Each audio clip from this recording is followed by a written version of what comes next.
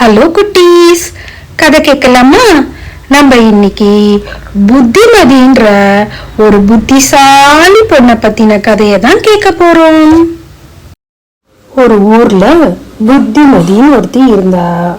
அவளுக்கு 2 குழந்தைங்க இருந்தது. அவளோட புருஷன் வியாபாரம் பண்றதுக்காக வெளியூருக்கு போயிருந்தான். ரொம்ப நாள் கழிச்சு அவங்கிட்ட இருந்து ஒரு லெட்டர் வந்தது. குழந்தைங்களோட கிளம்பி இந்த ஊருக்கு வந்துட்டு நம்ம இங்கேயே வாழலாம் அப்படின்னு சொல்லி அவன் ஒரு லெட்டர் போட்டிருந்தான். இவன் ஒரு மாட்டு வண்டியில ஏறி ஒரு அடர்ந்த காட்டு வழியா அடுத்த ஊருக்கு போறதுக்கு போயிட்டு இருந்தா. திடீர்னு அந்த 2 மாடும் கயத்தை அவுத்துண்டு ஓடி போயிடுது.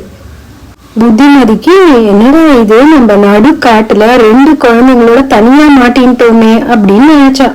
காட்டுல வேற பயங்கரமான புலியெல்லாம் இருக்குன்னு கேள்விப்பட்டிருக்கேனே அப்படின்னு நினைச்சா. பக்கத்துல இருந்த ஒரு மரத்தோட கிளையில ஏறி அவளோட 2 குழந்தைங்களோடயும் உட்கார்ந்துண்டா. கொஞ்ச நேரத்துல ஒரு பெரிய புலி வந்தது. ஐயோ, புலி வந்துடுத்தே, இதுகிட்டே எப்படி தப்பிக்கிறது அப்படின்னு யோசிச்சா புத்திமதி. அவளுக்கு ஒரு யோசனை தோணுச்சு. உடனே தன்னோட 2 குழந்தைங்களோட தொடையிலையும் நல்லா கிளி விட்டுட்டா.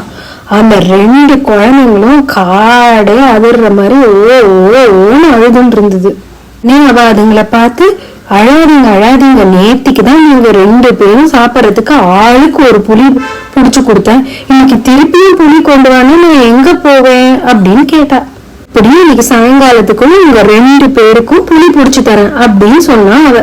இத கேட்ட புலிக்கு ஒரே பயமா போயிடுச்சு. அடராமா, இவ பக்கத்துல நம்ம போக கூடாது போல இருக்கு, இவ பெரிய அரக்கியா இருப்பா போல இருக்குன்னு சொல்லி அங்கேருந்து ஓடி தப்பிச்சு போயிடுது. உடனே புத்திமதியும் நல்ல வேலை நம்ம திட்டம் போட்டது சரியா ஒர்க் ஆயிடுச்சு அப்படின்னு சொல்லி எதுக்கும் இன்னும் எச்சரிக்கையா இருப்போம் அப்படின்னு சொல்லி நினைச்சுட்டு உட்காந்து இருந்தா. இங்கேருந்து பயந்து ஓடுற புலிய ஒரு நரி பார்த்தது. என்ன அரசு, ஏன் இப்படி பயந்து ஓடுறீங்க அப்படின்னு கேட்டுச்சு நரி. உடனே புலி சொல்லிச்சு, நரியே, நம்ம காட்டுக்கு ஒரு அரக்கி வந்திருக்கா. அவளுக்கு 2 குழந்தைங்க இருக்கு. அவங்க 2ம் டெய்லி ஆளுக்கு ஒரு புலிய சாப்பிடுமா. இப்படி அவ சொன்னதை நானே என் காதால கேட்டேன். அதனாலதான் பயந்து தப்பிச்சு போயிட்டு இருக்கேன் அப்படின்னு சொல்லிச்சு புலி. உடனே நரி சொல்லிச்சு, என்னது, பொண்ணு குழந்தைங்க புலி சாப்பிடுமா? நல்லா ஏமாந்து இருக்கீங்க நீங்க. எந்த ஊர்லயாவது மனுஷங்க புலிய சாப்பிடுவாங்களா? வாங்க நம்ம போய் அந்த பொண்ணையும் அந்த குழந்தைங்களையும் பிடிச்சி நல்லா சாப்பிடலாம் அப்படின்னு சொல்லிச்சு நரி. சொல்லிச்சு, நீ அந்த குழந்தைங்க கத்துறத கேட்கவே இல்லை. அந்த குழந்தைங்க கத்துறத கேட்டா நீயுமே பயந்து போயிருப்ப அப்படின்னு சொல்லிச்சு. சாதாரண பொண்ணாதான் இருப்பா. சரி, உங்களுக்கு நம்பிக்கை இல்லைன்னா நீங்க என்ன பண்ணுங்க, உங்க வாழையும் என் வாழையும் சேர்த்து கட்டிப்போம்.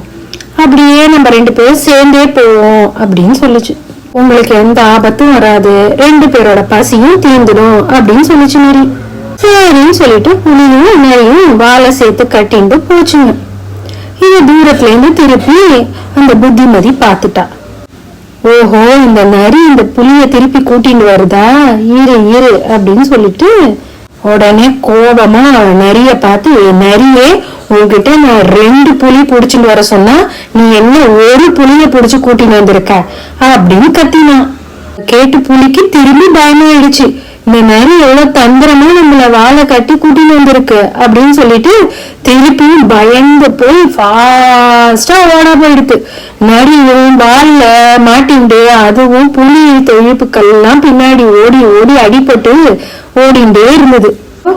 இல்ல, அவ நம்மள ஏமாத்துறதுக்கு தான் இப்படி எல்லாம் பேசுறா, ஓடாதீங்கன்னு எவ்வளவோ சொல்லிச்சு. ஆனா புலி அதை கேட்கவே இல்லை. நீதான் என்னை ஏமாத்துறேன்னு சொல்லி அது ஓடி ஓடி அது பின்னாடி இருந்த நரி ரொம்ப அடிபட்டு மயங்கி வீழ்ந்துடுத்து. புலி எங்கேயோ ஓடி தப்பிச்சுன்றது. அப்புறமா புத்திமதி தன் 2 குழந்தைகளோடையும் பாதுகாப்பா அவங்க ஹஸ்பண்ட் எந்த ஊர்ல இருந்தாரோ அந்த ஊருக்கு போய் சேர்ந்துட்டா. இதுல இருந்து என்ன தெரியுது, நம்ம புத்திசாலியா இருந்தா நம்ம எந்த சிச்சுவேஷன்ல இருந்தும் தப்பிக்கலாம் அப்படின்னு தெரியுது. இன்னொன்னு, புலி மாதிரி அடுத்தவங்க சொல்றதுல தீர விசாரிக்காம நம்ப கூடாதுன்னு தெரியுது. சரியா? நரி மாதிரி மத்தவங்க விஷயத்துல தலையிடக்கூடாதுன்னு தெரியுது.